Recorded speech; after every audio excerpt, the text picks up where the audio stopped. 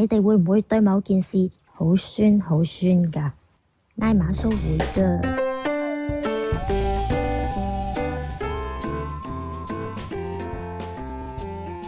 大家好啊，我哋今次又講拉馬蘇啦。佢身為一隻神獸，佢嘅日常唔係返工，就係去返工嘅路途上面。啊，點解啊？因為佢中意創作咯。但係你知嘅啦，其實創作真係好似一個課金遊戲噶。比如話插畫咁樣啦，你就需要你嘅畫材同埋紙張。如果你係做同科技、電腦相關嘅創作，咁電腦嘅硬件啊、軟件啊嗰啲，你一定避唔到啦。如果你嘅興趣甚至係木工嘅話，咁就更加多工具啦。嗱，呢個係網紅想象中嘅創作，而呢一個呢，就係現實中嘅創作者啦。拉馬蘇見到隔籬有隻神獸喎，佢叫做黃金獅鷲蓋西爾。呢隻嘢啊，簡直係天選之子嚟噶，含住金鎖匙出世嘅。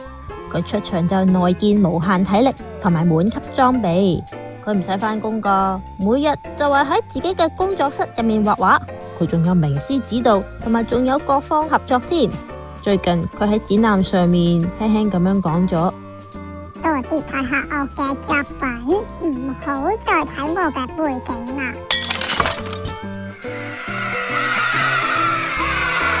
呢一刻，呢隻昂昂直直嘅神獸內心轉到要爆啦！等等先，點解我哋會酸嘅？點解酸民同成功人士永遠都係拗撬嘅話題嚟嘅？特權呢一個字眼其實係由兩件事組成嘅，一個係結構性優勢，即係 right； 另外一個係個人技術，即係 power。想象一下，你玩緊 RPG 啊！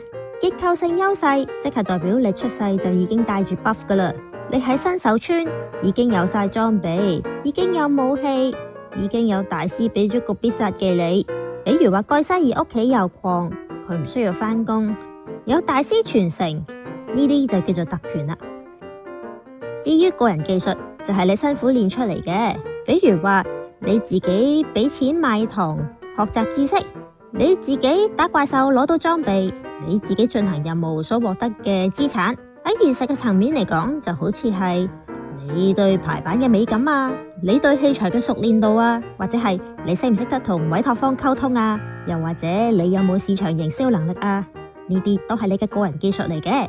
於是酸民同埋成功人士嘅拗撬就會通常以呢一個情況進發啦。其中一方話你有特權，即係話對方嘅起跑線比較前，有結構性優勢，但係反駁嘅人就會聽成你喺度否認緊我嘅努力。佢嘅意思即係話你係咪話緊我冇能力做得衰？係咪話我冇個人技術？其實喺人處於優勢嘅情況之下，佢哋好容易將好運就當成實力㗎；而人處於劣勢嘅情況之下，亦都好容易將困難當成放棄嘅藉口。當我哋理解咗呢一層落差，我哋先至可以開始由自責同責備別人，慢慢轉變成互相理解㗎。一方可以承認自己有 buff， 因為咁樣唔代表你冇努力過；而另外一方其實唔需要因為酸而感到羞恥，因為咁樣係反映客觀資源唔平等嘅第一印象。但係雖然唔需要介意酸，但係其實酸咁多都唔係咁好㗎。講到酸人哋有特權呢件事，拉馬蘇諗起一位大師，一個刻薄嘅老人家叫做查理芒格。佢曾經講過好多次，最重要嘅一樣嘢係時間唔會參與憐憫㗎。時間係宇宙入面最無情嘅計算單位，而芒格呢個老人家最憎嘅就係自怨自艾、自憐、自我憐憫，就好似上癮一樣，一酸一時爽，一直酸一直爽。但係對解決問題一啲幫助都冇。冇錯，時間對每個人都好殘酷㗎。無論你係含住金鎖匙出世嘅獅鷲，定係咬住牙根過活嘅拉馬蘇，你哋嘅時鐘行嘅速度係一模一樣嘅，一秒就係一秒。對於拉馬蘇嚟講，時間唔會因為佢打工好攰就俾多1個鐘嘅睡眠佢。對於獅鷲咁樣嘅優勢者嚟講，時間亦都唔會因為佢好有錢就幫佢時間亦都唔會因為佢好有錢就行得慢啲。如果佢揮霍時間做錯咗選擇，佢嘅優勢亦都好似冰塊咁樣會融化噶。呢個世界太多呢啲例子啦。時間唔參與你嘅辛酸，佢淨係負責記錄你嘅輸出。既然抱怨起跑線唔會改變時間嘅流速，咁自怨自艾就係最浪費時間成本嘅行為啦。咁我應該點做啊？既然拉馬蘇冇施就嗰種出生嘅內建 buff， 佢嘅結構優勢嗰個欄位應該係吉嘅。但係咁又點呢？芒格教我哋要玩複利遊戲。乜嘢係複利呢？就好似存錢會生利息咁樣，技能亦都會累積佢嘅效益嘅。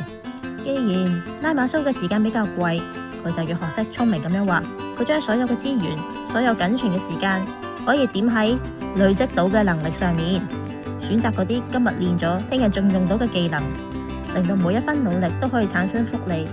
比如練就更專一嘅技術、更深邃嘅思想、更不可替代嘅風格、感染力更強嘅共鳴感。佢唔係唔試錯，而係每一次試錯都成為養分。雖然拉馬蘇嘅進度條跑得比較慢，但係只要佢仲喺場上面，時間嘅複利就會企喺佢呢邊噶啦。所以創作係咪屬於有錢人嘅玩意呢？佢係屬於可以堅持到複利發生嗰一刻嘅人身上。喺創作呢條路上面，黃金絲就可能會因為資源豐富而跑得好快，但係對拉馬蘇嚟講，佢嘅成功並唔關人哋事，而係佢今日又返到張台上面。無論今日嘅生活有幾棘，只要佢仲願意坐低拎起支筆，我諗就算淨係畫30分鐘，都係對抗緊嗰個唔公平嘅結構啊！主啊，完成作品唔係重點，係不停返嚟面對創作嘅自己，先至係最強大嘅能力㗎。時間流逝嘅速度對每個人一樣，嚟會獎勵嗰啲堅持留喺場上面嘅人。